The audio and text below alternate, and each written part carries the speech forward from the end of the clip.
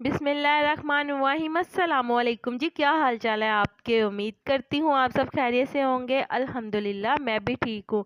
तो आज जो रमज़ान स्पेशल रेसिपी मैं आपके लिए लेके आई हूँ वो है आलू की कतलियाँ, जो कि बनाना बहुत ही आसान है और झटपट ये तैयार हो जाती हैं।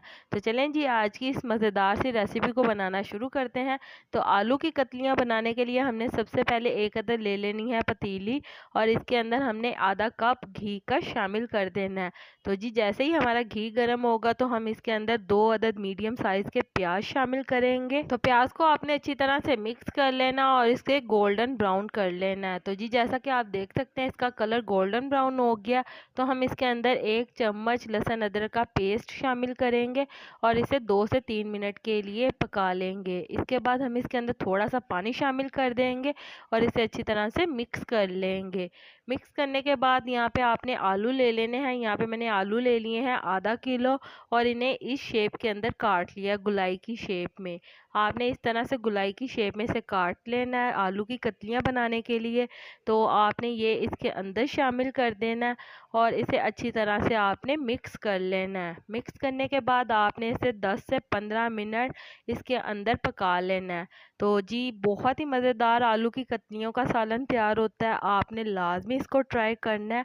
तो यहाँ पे हम 2 अदद मीडियम साइज़ के टमाटर शामिल कर देंगे और इसे भी हम अच्छी तरह से मिक्स कर लेंगे। नमक 1 टीस्पून, सुर्ख मिर्च का पाउडर 1 टेबल स्पून, हल्दी 1 टीस्पून। तो जी ये तमाम मसाला जात आपने इसके अंदर शामिल करने के बाद इसे अच्छी तरह से मिक्स कर लेना और मिक्स करने के बाद आपने इसे 15 से 20 मिनट के लिए अच्छी तरह से भून लेना है। तो जी जैसा कि आप देख सकते हैं टमाटर हमारे सॉफ्ट हो गए हैं, इसने पानी छोड़ दिया और बहुत ही अच्छी तरह से हमारा आलू की जो कतलियाँ हैं वो बहुत ही अच्छी तरह से भून चुकी हैं। तो जैसा कि आप देख सकते हैं और इसने ऑयल भी छोड़ दिया।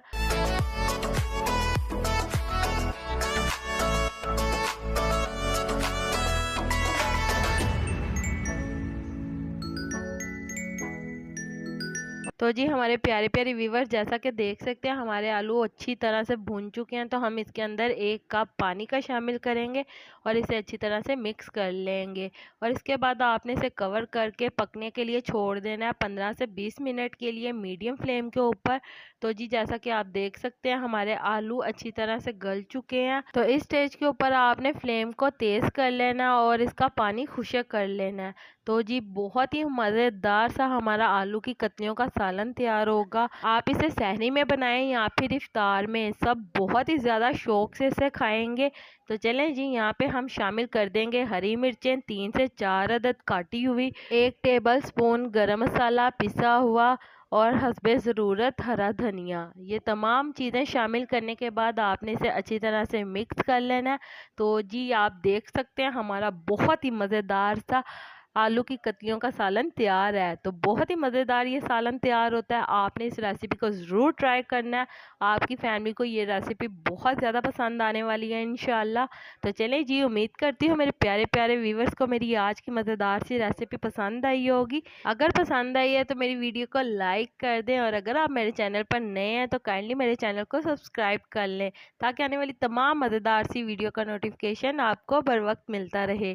अल्लाह ताला आपको बहुत सारी खुशियाँ अता करे, आपके रिज़्क में ढेरों ढेर बरकत अता करे, आपको मक्कातुल मुकर्रमा और मदीनातुल मुनव्वरा की हाज़िरी नसीब करे। आमीन सुम्मा आमीन। तो मुझे भी अपनी दुआओं में याद रखिएगा। मिलती हूँ आपसे एक और मज़ेदार रेसिपी के साथ एक और नई वीडियो में। तब तक के लिए मुझे दीजिए इजाज़त। अल्लाह हाफिज़।